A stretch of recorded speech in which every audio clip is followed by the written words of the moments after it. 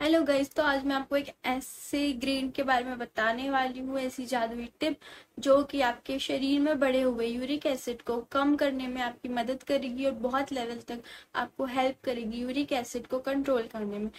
सिर्फ uric acid नहीं, यहाँ तक कि गाउट आर्थराइटिस और रूमेटाइड आर्थराइटिस यानी कि जिसमें जॉइंट्स में पेन होता है उनको भी ये ठीक करने में बहुत हेल्प करेगी। अगर आप वेट लॉस करना चाहते हैं तो उस केस में भी आप इस अनाज को यूज कर सकते हैं। और ये जो एक तरह से ओबेसिटी भी बहुत मेन रीजन होता है आपके घुटनों में जो पेन होता है, क्योंकि ज्यादातर पूरे बॉडी वेट हमारे सोल्स और हमारे नीज पर ही आ जाता है। तो हिप जॉइंट उनमें बहुत ज्यादा फर्क पड़ता है, जो कैलिकस जिसको हम बोलते हैं, ये जो जॉइंट साइड में बहुत ज्यादा फर्क पड़ता है, हील पेन होता है, जिससे कि गाउट आर्थराइटिस तो बढ़ता ही बढ़ता है और उसका पेन और इन्फ्लेमेशन भी बढ़ता है। तो इस अनाज को यूज करके खाकर आप काफी इन सारी प्रॉब्लम से अपने आप को बचा सकते हैं। गाइस, यूरिक एसिड जो बनता है वो बनता है एक जो प्यूरिन्स की वजह से, यानी कि ये एक मेटाबॉलिक वेस्ट होता है जो कि हमारी बॉडी में जब हम डाइजेस्ट करते हैं प्रोटीन को तब प्यूरिन्स बनते हैं, और ये एक नॉर्मल ह्यूमन बीइंग में भी बनते हैं। बट नॉर्मल जो कंडीशन होती है उसमें हमारी किडनी यूरिक एसिड को प्यूरिन्स को बाहर निकाल देती है।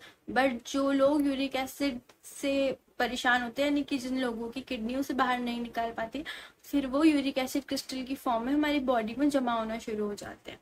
स्वेलिंग, चलने फिरने में दिक्कत हो सकती है आपको, रेडनेस हो सकती है और बहुत ज्यादा थकान जब भी आप कोई भी फिजिकल एक्टिविटी करते हैं।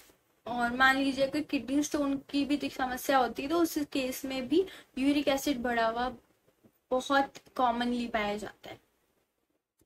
जल्दी से जल्दी अपना आप ब्लड टेस्ट करवा सकते हैं और ये पता लगा सकते हैं कि अगर आपकी बॉडी में यूरिक एसिड, आपके ब्लड में यूरिक एसिड की क्वांटिटी ज्यादा है या कम है।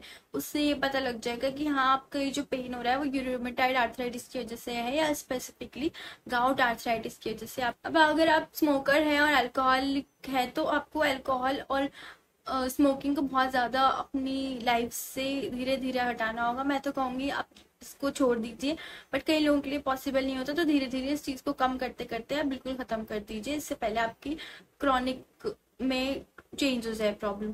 अगला है कि अगर आप प्यूरिन्स वाली चीजें खाते हैं, यानी कि अगर ऐसी डिशेस और ऐसी खाने की चीजें खाते हैं जिसमें प्यूरिन्स की मात्रा बहुत ज्यादा है, तो उस केस में भी आप लोगों को ये चीज देखने को मिल सकती है, जो कि यूरिक एसिड आपके ब्लड में।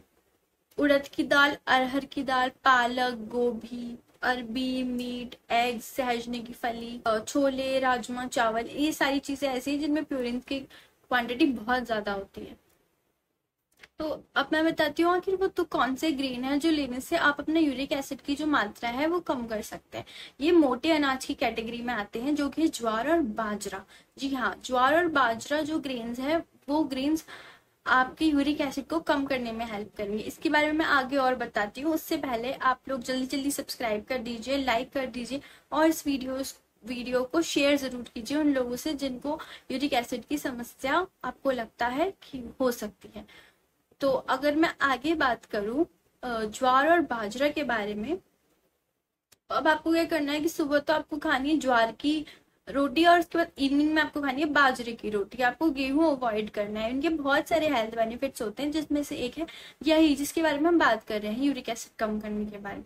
अब जो ज्वार होता है वो तो कॉमन तारीसीर का हो जाता है, मतलब वो ना ज्यादा सा कोल्ड होता है ना ज्यादा वो गर्म होता है। अगर हम बात करें बाजरा की, तो बाजरा गर्म होता है तासीर में, तो अगर आपके यहाँ पे टेम्परेचर बहुत ज्यादा है तब उस केस में आप उसे अवॉइड करते हुए बाजरा की जगह ज्वार को ही अपनाए। बट अगर नॉर्मल टेम्परेचर चल रहा है तो सुबह आप ज्वार और बाद में आप बाजरा भी अपनी डाइट में ले सकते हैं। करीब 1 महीने तक आपको ये रूटीन फॉलो करना है और 1 महीने के बाद आप उसकी क्वांटिटी भले कम कर सकते हैं, बट 1 महीने तक लगातार आपको यही रूटीन फॉलो करना है। अब इसमें मैग्नीशियम, कैल्शियम, फास्फोरस और आयरन की क्वांटिटी बहुत ज्यादा होती है और ये आपकी बॉडी को बहुत ज्यादा फायदेमंद दे सकता है।